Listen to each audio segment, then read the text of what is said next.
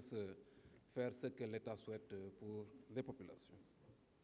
Monsieur le ministre, entre janvier 2013 et avril, il y a eu des concertations.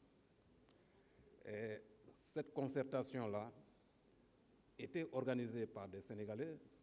C'est des Sénégalais qui l'ont présidée, un professeur émérite sénégalais qui était à la tête. Il n'y avait pas un colon, il n'y a pas de Japonais, il n'y avait pas d'Américains. C'est des Sénégalais mourides, c'est des Sénégalais tidjanes, en tout cas musulmans catholiques, des Diola, des Peuls, c'est-à-dire qui ont eu à passer de peigne fin l'ensemble des problèmes que connaît notre université, conformément à notre culture. Donc, ce que nous avons au Sénégal, ce n'est pas un enseignement colonial, c'est un enseignement digne, en tout cas, de notre pays. Et lors de ces discussions, Amadou Diaw, c'était le président de la conférence des grandes écoles, disait qu'il était satisfait parce que l'ensemble des préoccupations de ces présents chefs d'établissement étaient prises en compte. Cela signifie quoi?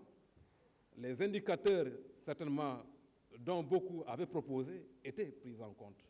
Je ne sais pas qu'est-ce qui est arrivé à un certain moment que ces indicateurs n'aient plus de... ainsi de suite. Peut-être celui qui veut de bons indicateurs n'était pas présent ou bien n'a pas été impliqué. Mais sinon, l'État avait ouvert la porte à tous Sénégalais de pouvoir contribuer. Monsieur le ministre Omar Sok, donc le DG de l'enseignement supérieur de l'époque, manifeste sa satisfaction parce que tout simplement, ce dialogue avait permis à l'État du Sénégal de mettre au cœur le développement de notre pays.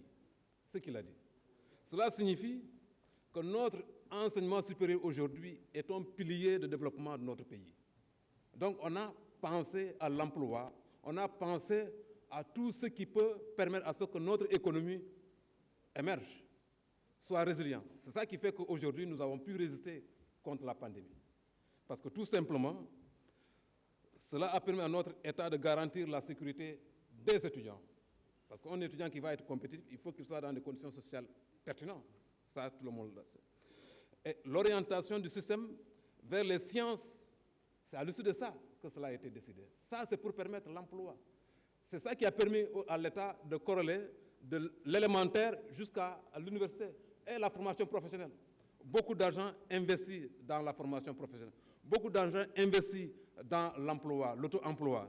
Donc, ce sont ces concertations qui ont eu à donner cette idée à l'État du Sénégal pour que nous puissions avoir un enseignement supérieur qui garantit en tout cas l'emploi et la compétitivité des étudiants qui sortent. Monsieur le ministre, pour le dernier élément, je suis d'accord que les étudiants soient orientés dans les universités privées. Mais pour des universités qui font du patriotisme un élément fondamental, pour des universités de chefs d'établissement qui soient patients, quand l'État vous doit, mais soyez patients, au moins.